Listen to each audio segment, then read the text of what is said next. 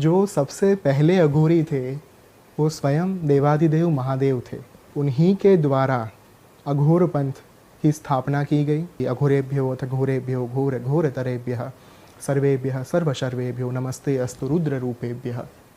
आज की तारीख में जब भी हम ये रिचुअल्स हमारे यहाँ पे फॉलो किए जाते हैं कि जब हम शमशान में जाते हैं तब किसी की अंतिम क्रिया के बाद घर पे आके हम नहा लेते हैं, क्योंकि हम नहीं चाहते कि कोई नेगेटिव एंटिटीज़ हमारे साथ आकर घर में कुछ डिस्टर्बेंस क्रिएट करें।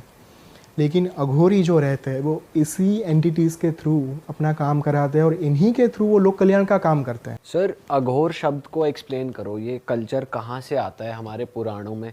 एक तरफ तो क्योंकि हम लोगों का जो इंटरेक्शन ज़्यादा मंदिरों में जाके पंडितों से पूजा कराना या कुछ अगर हमें चाहिए तो हम भगवान से या मंदिरों में पूजा कराते हैं, रुद्राभिषेक करते हैं, हमारी नॉलेज यहीं तक है। अघोर कल्चर कहाँ से आता है? कब एक इंसान अघोरी के पास जाता है, या अब मेन पर्पस ऑफ अ अघोरी क्या होता है? एकदम सरल भाषा में अगर बात करें कि जो घोर नहीं है, जिनसे भयभीत नहीं होना है, जिनसे डरना नहीं है, वो होता है अघोरी। जो सबसे पहले अघोरी थे वो स्वयं देवाधिदेव महादेव थे। उन्हीं के द्वारा अघोर पंथ की स्थापना की गई। उन्हीं के द्वारा अघोर क्रियाएं दी गई। अघोरियों का और अघोर पंथ का ये मानना होता है कि अगर पूरे विश्व का, पूरे ब्रह्मांड का सृजन स्वयं ईश्वर ने किया है तो उसमें से एक भी चीज़ बुरी कैसे हो सकती है, एक भी चीज़ खराब कैसे हो सकती है। चाहे वो आप शमशान की बात ले लें, चाहे आप मलमूत्र की बात ले लें, चाहे आप खप्पर की बात ले लें, कपाल की बात ले लें, कंकाल की बात ले लें। आज की तारीख में जब भी हम ये रिचुअल्स हमारे यहाँ पे फॉलो किए जाते हैं कि जब हम शमशान में जाते हैं तब किसी की अंतिम क्रिया के बाद घर पे आके हम नहा लेते हैं, क्योंकि हम नहीं चाहते कि कोई नेगेटिव एंटिटीज़ हमारे साथ आकर घर में कुछ डिस्टर्बेंस क्रिएट करें। लेकिन अघोरी जो रहते हैं वो इसी एंटिटीज़ के थ्रू अपना काम कराते हैं और इन्हीं के थ्रू वो लोक कल्याण का काम करते हैं। उनका एक आप कह सकते हो कि ये ट्रेडमार्क रहता है कि अगर ब्रह्मांड में सारी चीज़ें ईश्वर के द्वारा सर्जित है, उनके द्वारा सृजन किया गया है, तो मैं इन सारी एनर्जीज़ का उपयोग करके, इस्तेमाल करके भी लोक कल्याण का काम कर सकता हूँ। तो जो एनर्जीज़ को हम नेगेटिव मानते हैं, जो ऊर्जा को हम नकारात्मक मानते हैं, उन्हीं सारी चीज़ों को वो पॉजिटिव मानते हैं। और शमशान जो होता है ना, वो ब्रह्मांड खप्पर की उपमा उन्हें दी गई है। ब्रह्मांड खप्पर यानी ह्यूमन स्कल। सबसे पहली बात ये, खप्पर में खाना, खप्पर में ही आप सारी चीज़ें, पानी पीना, उनका ये रिचुअल क्यों रहता है? क्योंकि जो ह्यूमन माइंड जो होता है वो किसके अंदर होता है? खप्पर के अंदर, स्कल के अंदर।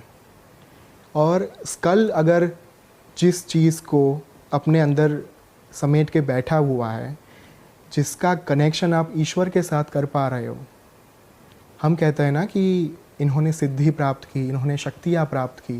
वो कैसे प्राप्त करते हैं? अपने मन को, अपने दिमाग को, अपने ह्यूमन माइंड को इवॉल्व करके, थ्रू साधना, थ्रू वेरियस रिचुअल्स।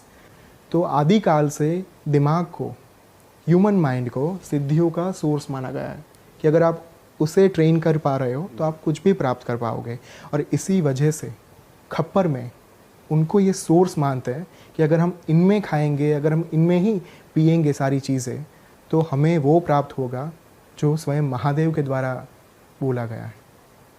शुरुआत में मैंने एक मंत्र बोला कि अघोरेभ्यो अथ घोरेभ्यो घोर घोरतरेभ्यः सर्वेभ्यः सर्वशर्वेभ्यो नमस्ते अस्तु रुद्र रूपेभ्यः। ये जो मंत्र है वो अघोर पंथ का one of the most important मंत्र माने जाते हैं, जिसका अर्थ ये होता है कि जो घोर है, जो अघोर है, जो घोरतर से भी घोर है, मतलब घोर के भी बियॉन्ड है। घोर मतलब एक्सट्रीम। एक्सट्रीम घोर आप मान सकते हो जो आपके अंदर डर पैदा करे, जो भय पैदा करे, तो जो घोर भी है, जो अघोर भी है, और जो घोरतर से भी घोर है, बियॉन्ड एवरीथिंग, वैसे महादेव को, वे महादेव के रुद्र के जो जितने भी स्वरूप हैं, उन सारे स्वरूपों को मैं नमन करता हूँ। इसीलिए आदिकाल से इस मंत्र का बहुत ही ज़्यादा महत्व है। तो ये अघोर के बारे में थोड़ा जो शॉर्ट टाइम में हम बता पा रहे हैं, वही ये चीज़ है।